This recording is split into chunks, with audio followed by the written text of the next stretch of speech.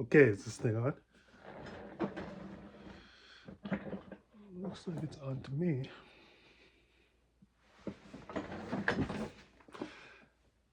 Hey guys, greetings. Thanks for tuning in. Just move something here. This is part 2 of this Personal Finance for Canadians for Dummies book by Eric Tyson and Tony Martin.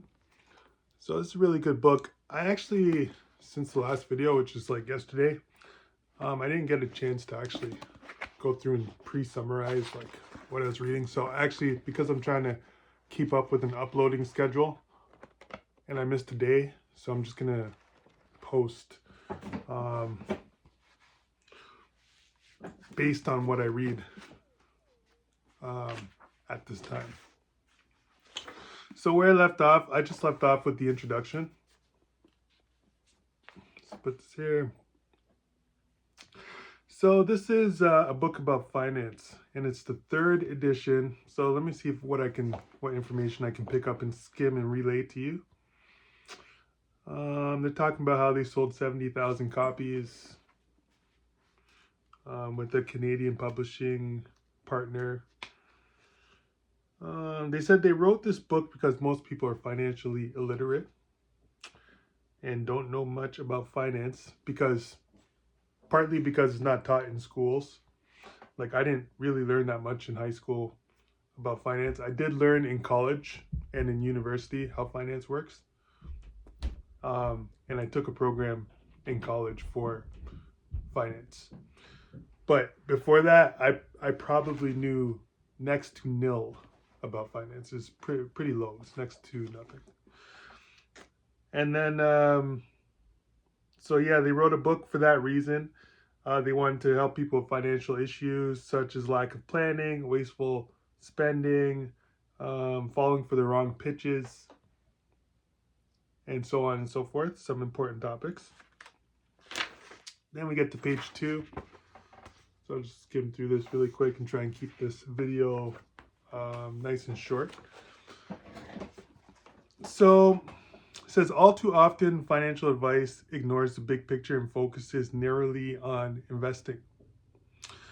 And then it talks about how money and your cash is not an end in and of itself, but is a means and something that's used for life. And then areas of finances, it talks about spending, taxes, saving, insurance, planning for major goals like education, buying a home, and retirement, which is the eventual goal, is to retire. But I'm not sure how many people actually want to retire. Usually, like, most people just want to keep working and stay in some type of activity. So they said, these authors say, if you're a busy person and you don't have enough time or hours in the day to get things done, this book is for you, because they're going to summarize some important stuff that will save you loads of time. So you can use this book in 3 ways if you're interested in a specific topic. So what I'm going to do actually is just to save some time and give the audience here a general idea as to what's even in this chapter. This is part 2 of this book, so I'll try and arrange it so that it's according to what chapters are in the book. So part 2, like chapter 2. So the subject topics, I'll just go through them since this book has it, and not every book has subject topics like in nice sections like this where you can read it and show the audience, right? But this one does. So it has the big picture, part 1, where do you go from here? Where does one go from there? Part 2, saving more, spending less. Part 3, investing crash course. Part 4, protecting what you have. Part 5, where to go for more help. Part 6, what they call the parts of 10s, and a glossary. And that's for the whole overview of the book. And then in this chapter specifically, just put a page there and bookmark where it is. You have a nice illustration there. So that's interesting. So chapter 1 is figuring out your financial fitness. And then in the chapter, it talks about common financial issues, cash owed, good cash owed versus bad cash owed, how they're categorized, um, assets, liabilities, and your financial net worth, how much savings you have, your insurance, and investment checkups, and fitting money into your life. So it talks about, so in the paragraphs, it talks about financial matters. But before I get into paragraphs, what I'll do is continue reading the sections. Let me see if I can actually get around to reading the paragraphs in this part. So the good thing about doing parts is that you can break it up into many and extend it over many days and weeks. So eventually getting through this book. And also the great thing about it is that the information in here is useful. So you can sit and watch and listen to me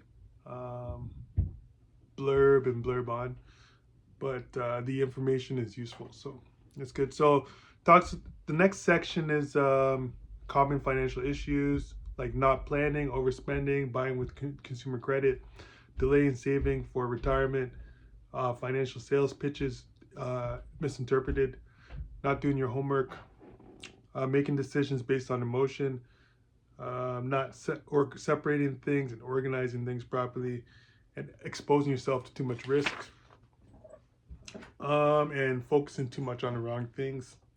Then you have the debt issue, like cash owed. Then you have the picture of your financial net worth and what that entails. Then some parts here shows you what calculations you can make in the forms in using a form. So in the form of a form, it shows you what parts, what you can use to arrive at those calculations and those amounts. And then how to analyze your financial picture. And it asks the question for a response about your investment knowledge and talks about credit card floats. And then asks you about your insurance savvy. And then what your relationship to cash is. And then it gets to chapter 2. So that's basically that whole chapter. All the subject headings, the subject taglines. So I'll just skip back to where it was and go through some of the paragraphs. So it's pretty straightforward. So I'm just gonna skim past some of these parts and see if I can pick out cherry pick some specific things that may be helpful, just based on what I'm reading here. Because I actually haven't summarized this whole book. I haven't summarized this chapter yet. So I'm just gonna see what I can cherry pick based on what I see here. So,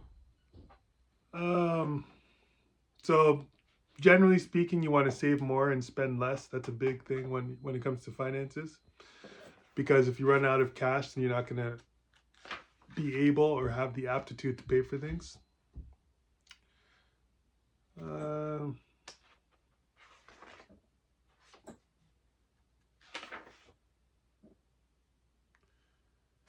Then we get to figuring out your financial fitness. So I mentioned some of these subject topics already. So not planning, that's a big issue. Not meeting deadlines. Not building adequate coverages.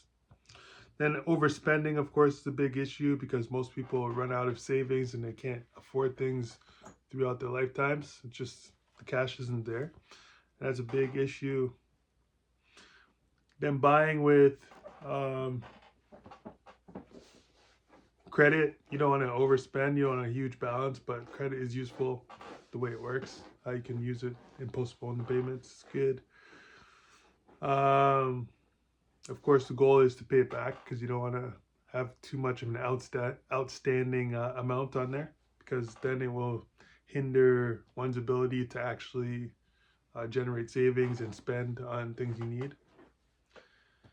Then it's just misinterpreting the financial picture, like what is important and how you go about making progress in certain directions.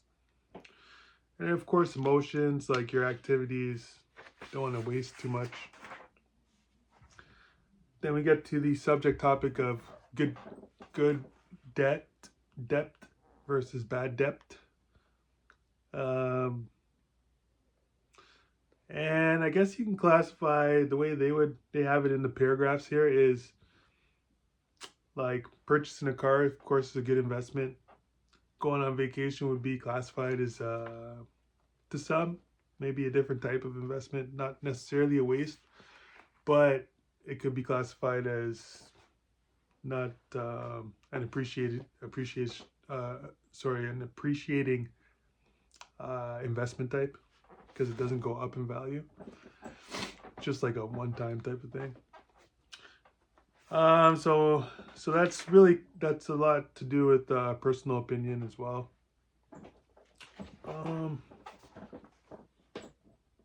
Then financial net worth is usually how much cash you have minus how much you owe will give you your net worth. So if you have like 5,000 minus and you owe 4,000, then you're left over with 1,000. That your net worth will be 1,000. So, and if you have like say 45,000 minus 40,000 in cash that you owe, then your net worth would be like 5,000. So it's that's how you arrive at the net worth picture. That's what all these forms are for. Like it's just listing the stuff that would make up that picture. And then savings analysis. So important things. Overall, the goal is just to build up your savings so that you can live an easier life with everything you need and eventually retire when you get older, or have enough to retire but continue with an activity that you enjoy doing. That's the goal. So whether it's you'll need $100, $100 every month, or if you need more than that, just the goal is to have enough to live a comfortable way. Then it talks about the credit card float. So this is a big issue in a lot of countries currently. This credit card burden that they're carrying. So you don't want to let it overbuild. You definitely want to keep it within range of what's affordable. Yeah, and then it gets to chapter 2 already. So it's pretty easy, actually. I might just, if this book right here is for dummies, the way they format it is really easy to follow. But if it's fitting enough, I might just continue doing it this way, kind of browsing through the sections and the paragraphs and cherry picking what I think might be useful for the audience here. But yeah, that's part 2 for today. I hope you find that information useful. I'll just be going through the whole book and then pick another book and then another one, do the same thing and share that information with you. So I hope you find it useful. Feel free to comment or share something, and I'll try and reach out to you if I can. Okay, till next time, have a good one.